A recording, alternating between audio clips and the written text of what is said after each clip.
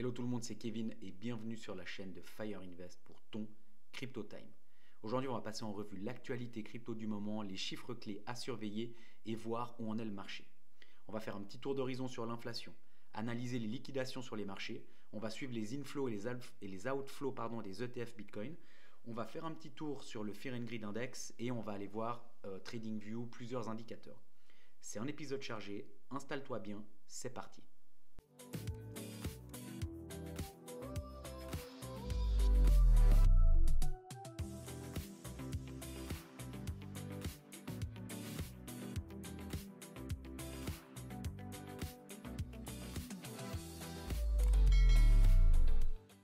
On commence donc ce Crypto Time avec l'information qui tourne depuis quelques jours maintenant. C'est le président Milei qui avait posté sur X un tweet en disant que justement il allait avoir ce même coin Libra qui allait être lancé. Et puis ensuite, quand il s'est lancé, eh ben, on a vu que quelques heures après, il s'effondrait de plus de 95%. Milei, dans la foulée, il supprime son poste. Ensuite, quelques heures plus tard, il dit « Ah, mais désolé, j'ai supprimé mon poste parce que, bah voilà, en fait, moi, je comprends pas très bien tout ce qui se passe autour de ça. » Puis, il y a vraiment eu quelque chose de bizarre un petit peu là autour. J'espère sincèrement que tu n'as pas investi là-dessus. Et ça nous remontre quand même, encore une fois, avec ce qui s'est passé avec Trump et aussi avec Melania, que voilà, là actuellement il y a énormément de meme coins qui sont, même avec le brocoli la semaine dernière là, avec CZ qui annonce le nom de son chien. Franchement, il faut faire vraiment gaffe. Ça fait peur un peu tout ça. Et d'un autre côté, moi, il y a quelque chose qui presque, je me dis que ça peut être rassurant parce que les gens vont peut-être comprendre et on va peut-être comprendre, je me mets dedans aussi, hein, que en fait, il faut quand même investir sur des cryptos avec des fondamentaux puissants. Et peut-être que à force de voir des meme coins arriver comme ça, faire du rug, pump and dump et partir avec la caisse, et ben que les gens vont de plus en plus se dire qu'en fait, ils veulent investir sur du fondamental et que là, on va avoir nos tant attendus crypto qui explosent parce que bah, j'espère que toi, tu l'as fait comme moi. On a investi sur des valeurs avec de forts fondamentaux. Maintenant, moi aussi, hein, j'ai quelques meme coins en portefeuille, je dis pas, hein, mais il faut faire vraiment attention à ça. Donc voilà, petit point warning terminé. On va passer un petit peu sur Trueflation. Alors sur Trueflation, on voit que donc, depuis le 1er février, on a vu cette grosse baisse de l'inflation qui s'était stabilisée sous les 2,20. Et depuis ce week-end à peu près, on voit qu'il est repassé au-dessus des 2,20 entre 2,30 et 2,40, quelque chose comme ça. Pas d'inquiétude. Maintenant, ce qu'il faut quand même bien comprendre, c'est que Trueflation, ils ont de l'avance sur les datas annoncées de la Fed. Donc les datas qu'on voit actuellement sur Trueflation, elles seront soit annoncées courant mars, soit peut-être même avril, vu qu'il y a environ 40 jours de décalage. Et donc là, ça remonte aussi pour plusieurs petites raisons. Alors, c'est pas du tout affolant, on est toujours largement moins haut que les chiffres officiels de la Fed. Mais ce qu'il faut bien comprendre, c'est qu'en janvier 2025, les prix de l'énergie, ils ont connu une petite hausse, mais quand même avec une augmentation d'environ 1%. Donc ça se ressent aussi directement sur l'inflation. Il y a aussi eu des pressions sur les prix au niveau alimentaire. Typiquement les œufs. Alors là, j'avoue que je ne pourrais pas expliquer pourquoi, mais aux États-Unis, ils ont augmenté de 15%.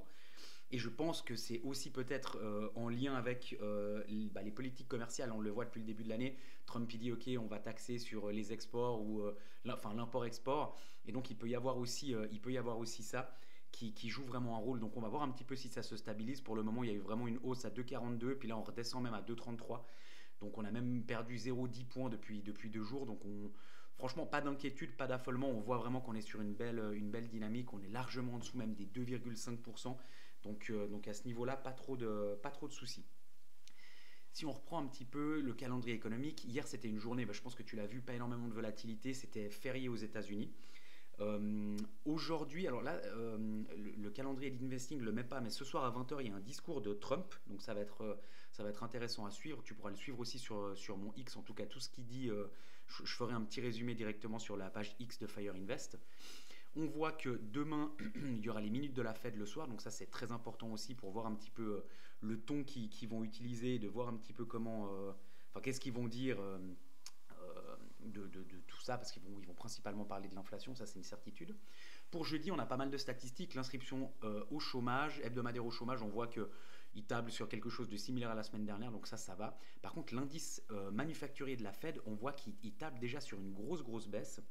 Donc déjà, il faut bien comprendre que c'est une relativement bonne nouvelle, mais que ça veut quand même dire aussi que l'économie aux USA, elle ralentit un petit peu. Donc on peut le voir un petit peu comme ça. Ce qu'il pourrait y avoir, c'est moins de commandes, donc moins de production. Donc c'est un possible impact sur l'emploi, ça c'est une certitude. Et que ça peut être un premier signal de contraction pardon, sur l'économie. Mais pour l'inflation, c'est plutôt une bonne nouvelle parce que s'il y a moins d'activité, eh ben, il y a moins de pression sur les prix et puis bah, ça va aider à ralentir l'inflation. Donc c'est toujours un petit peu ce jeu-là où on espère que ça désaccélère un petit peu, ça décélère pardon, un petit peu aux États-Unis. Il ne faut pas que ça décélère trop vite non plus pour que l'inflation elle reste sous contrôle et puis pas qu'on rentre non plus dans quelque chose d'autre, que ce soit une récession par exemple.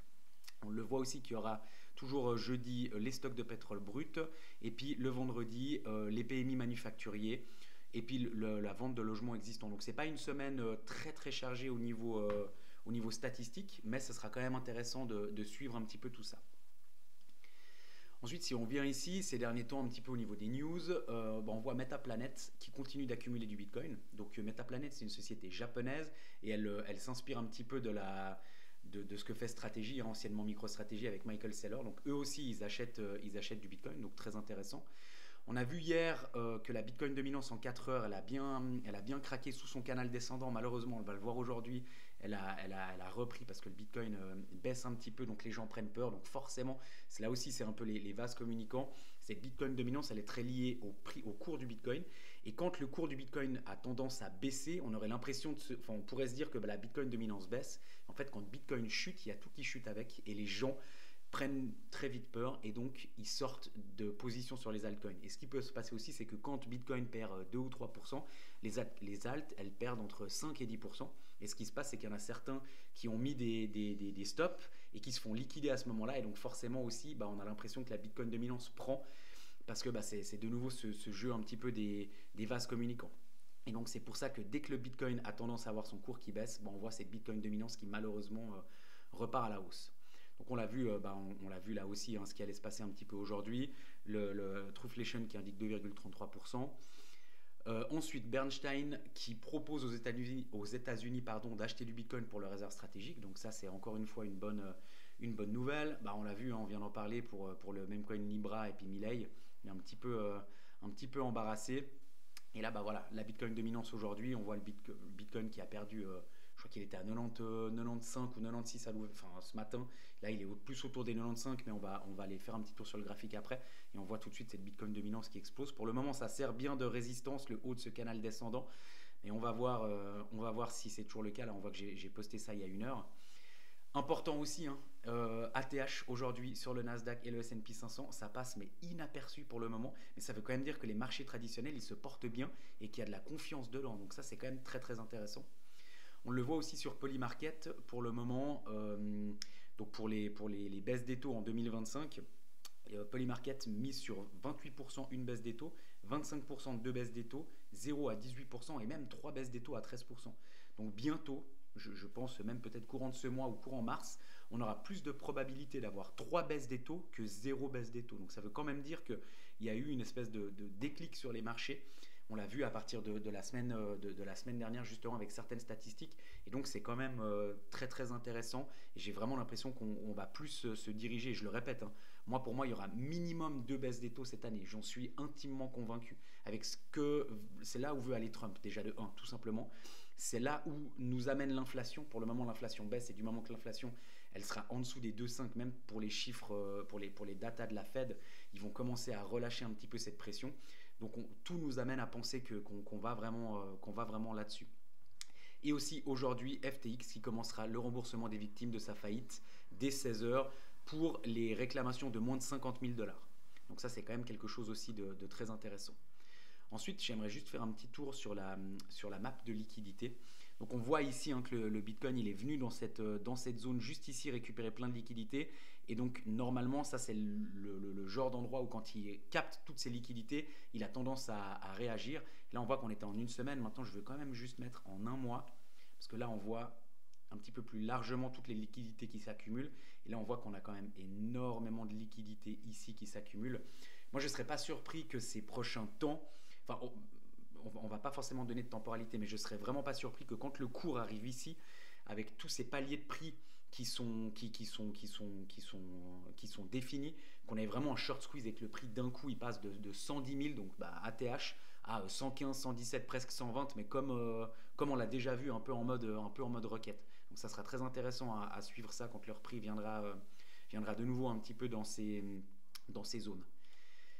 Et aussi juste ici, ça c'est quelque chose aussi de très intéressant. Donc ça c'est tout simplement les outflows et les inflows des ETF Bitcoin. Et on voit quand même que depuis un moment, on a quand même une tendance, alors et sur les outflows et sur les inflows. Donc on le voit, on va le voir aussi sur le cours après du Bitcoin. Pour le moment, on est vraiment rentré dans quelque chose. Alors on est dans un range, ça c'est une certitude, mais un range généralement ça a quand même tendance à bouger. Il y a des choses qui se passent. Et là depuis quelques jours, hormis le fait que hier c'était férié aux États-Unis, on voit vraiment qu'il y a une espèce de stagnation. Euh, et ça, pour moi, ça veut aussi juste dire qu'il y a des gens qui commencent un petit peu à lâcher prise. Et il y a énormément de gens qui sortent. Et pour le moment, c'est plus un marché très intéressant et très dynamique, malgré le fait qu'on recherche cette volatilité aussi. Et donc, c'est pour ça que les gens ont peut-être tendance un petit peu à délaisser, mais on le voit dans les deux sens. Hein. C'est pas on arrête d'acheter et on vend, hein. C'est on arrête de vendre, on arrête d'acheter. Donc, on quitte un petit peu ce marché, on laisse se faire un petit peu les choses et puis on reviendra quand ça bougera un petit peu. Si on passe ici sur le Fear and Greed Index sur CoinMarketCap, on voit aussi, on est toujours dans la peur, on est en dessous de 40, on est à 38. Donc là, je le répète encore une fois, pour moi, on n'est pas dans un top de marché dans la peur. Ça n'existe pas, c'est pas possible. On est dans un top de marché dans l'euphorie et on est plutôt proche d'un bottom dans la peur. Donc ça veut quand même dire que là, on est sur des cours plutôt intéressants à acheter. Et quand on sera dans l'extreme greed, il faudra vraiment faire attention. Ce sera le bon moment pour vendre. Donc bien garder ça en tête parce que ça permet aussi un petit peu de se rassurer par rapport à ce marché-là. Et puis si maintenant on revient un petit peu ici, donc on va commencer avec le Bitcoin. Donc on voit en 4 heures, hein, je parlais un petit peu justement de cette latéralisation ici depuis ouais, même ici depuis le 4 février, donc ça fait quand même 14 jours, où on voit que vraiment il est dans un tout petit range ici, entre, on peut regarder, hein. Hop, ah non pardon, tac, on est vraiment entre, allez on peut prendre ça, hop, pardon, on va faire là, hop, entre là et là, on est entre 94 000 et 99 000. Donc on est vraiment dans un tout petit range, au sein d'un grand range. Et pour le moment, le prix, il a vraiment de la peine à prendre une direction. Je vais juste faire un tout petit, un tout petit zoom en une heure. Alors là, c'est déjà un petit peu plus du trading. Hein. C'est pas ça que moi, en tout cas, personnellement, je fais. Mais c'est quand même intéressant à comprendre aussi. Donc là, chaque bougie vaut une heure. Hein. On voit ici, c'était donc hier, hein, c'est le plus haut de hier et ici c'est le plus bas de hier. Et on voit que le prix là, souvent, il a tendance à aller, il est aspiré par ces deux, ça sert un peu d'aimant, il est aspiré par ces prix ici. Et là, on voit que dans un premier temps, il est venu récupérer le plus bas de hier et pour le moment, il y a une réaction là-dessus. Donc on verra si justement il y a une réaction et puis que ça repart à la hausse ou si c'est juste un petit fake et puis qu'il aura tendance à aller plus bas. Et s'il il va plus bas, un autre point d'intérêt au niveau du prix pour lui, ça serait de prendre le plus bas de la semaine dernière, donc on le voit ici, hein, et le plus bas de la semaine dernière, il est ici au 94 000. Et le plus haut de la semaine dernière, il est au 98 881. Ça, c'est aussi deux aimants de prix cette semaine qui vont être très intéressants à regarder. On va quand même juste regarder un petit peu le Bitcoin en daily. On voit que pour le moment, on est vraiment toujours ici hein, dans cette phase de compression comme on l'a vu avant. Le prix là vraiment il prend pas une direction claire. On est dans ce milieu de range depuis des jours et des jours. Donc pas très, on voit le RSI qui a plutôt tendance à descendre, donc ça c'est plutôt intéressant. Et puis si on regarde en weekly, on a toujours ce potentiel double top, hein, donc il faut quand même faire attention. Là ici premier top, deuxième top plus bas. Donc il faut voir. Maintenant ce qui est bien c'est que le RSI, vu que le Bitcoin latéralise, le RSI descend bien, donc ça c'est quand même quelque chose de plutôt intéressant. Ensuite sur la Bitcoin dominance, là on est en weekly, alors on va commencer par on va rester sur ce schéma-là et puis on va descendre sur l'échelle de temps. Donc on voit qu'on est toujours au-dessus de cette tendance haussière. Alors là, on aimerait vraiment bien que ça baisse. Pour le moment, elle sert vraiment de support. Et on voit ici, quand on l'avait craqué, ça nous avait permis de vraiment partir sur une mini altcoin season, on va l'appeler comme ça, fin d'année dernière. Donc on espère vraiment que ça, on va réussir à pouvoir la recraquer. Si on vient ici en daily, on avait ce canal ascendant qu'on avait craqué par le haut, qu'on avait réintégré, mais pour le moment on essaye en tout cas aujourd'hui de nouveau le casser à la hausse. Donc on espère vraiment que ça va nous servir de support et que ça va tenir. On verra tout simplement dans 14h et 18 minutes ce soir. Hein. Et puis par contre en 4 heures, là on le voit aussi, hop, on avait ce canal descendant qui pour le moment résistait assez bien. On l'avait même craqué, on était venu ici pullback dessus, ça avait recraqué, on était revenu, on latéralisait un tout petit peu en dessous, et puis là bah voilà, avec le Bitcoin, comme je disais avant justement, hein, avec le Bitcoin qui perd un petit peu de valeur tout simplement, et bah là on a vu cette réintégration de range, on est venu mais vraiment de manière chirurgicale, hein, on est venu sur ce haut de range, ici, bam, pour le moment il nous sert vraiment de support, et on va voir si dans les 2h17 prochaines, là, si ça arrive justement à tenir et puis à repartir un petit peu à la baisse, ce qui serait vraiment bien pour nos altcoins. Donc ensuite, je voulais juste quand même faire un petit point parce que ça, bah, c'est quand même très important, hein. On va se mettre en daily. Et là, on voit que justement sur le S&P 500, ici, tout simplement, on a fait un plus haut. Donc ATH sur le S&P 500 à environ 22 235. Et sur le Nasdaq, pardon, j'étais sur le Nasdaq, pardon. Et ici, sur le S&P 500, on voit qu'on a fait exactement la même chose. On a fait aussi un ATH tout à l'heure à plus de 6140 points. Donc, pour le moment, c'est pas un ATH, enfin, c'est le all-time high, mais bien évidemment, on n'a pas clôturé encore en ATH, mais ça reste toujours que pour le moment, et sur le Nasdaq et sur le S&P 500, on fait un ATH. Et si on vient ici et qu'on regarde le Dixie, eh ben on voit que lui aussi, il est toujours dans ce canal descendant. Là, on vient de toucher le bas du range. On l'avait craqué pour le moment, on réintègre. Mais on est quand même aussi toujours sur quelque chose de baissier. Donc ça, c'est quand même très bon signe. Et on va terminer, j'aime bien toujours un peu terminer là-dessus parce que c'est important. On va se mettre en weekly. On voit la semaine dernière quand finalement on a quand même eu une bougie verte, donc on a quand même eu un petit peu d'inflow au niveau de la market cap de l'USDT et de l'USDC. Et on voit que pour le moment on est dans le rouge, mais bon, de nouveau, hier c'était une journée fériée, donc il y a eu quand même, il n'y a pas eu d'institutionnels qui en tout cas ont pris des stablecoins pour investir sur d'autres crypto-monnaies. Et puis on va voir un petit peu comment ça va se passer cette semaine, mais on est quand même, hein, si on dézoome un petit peu, on est quand même sur une dynamique qui est quand même ultra puissante ici. Voilà, c'était ton Crypto Time. On touche à la fin. On a fait un tour de l'actu crypto, des stats économiques, des liquidations et tout ça. Dis-moi en commentaire ce que tu en penses, si tu es plutôt bullish ou prudent en ce moment. Et bien sûr, s'il te plaît, si cette vidéo elle t'a plu, n'oublie pas de t'abonner à la chaîne, comme ça tu ne manqueras plus rien. De liker la vidéo parce que moi ça m'aide énormément. Et de partager avec d'autres passionnés de crypto si tu penses que ça peut les intéresser. Retrouve-moi aussi sur X pour des analyses quotidiennes. A bientôt pour une prochaine vidéo et n'oublie pas, agis aujourd'hui pour devenir demain.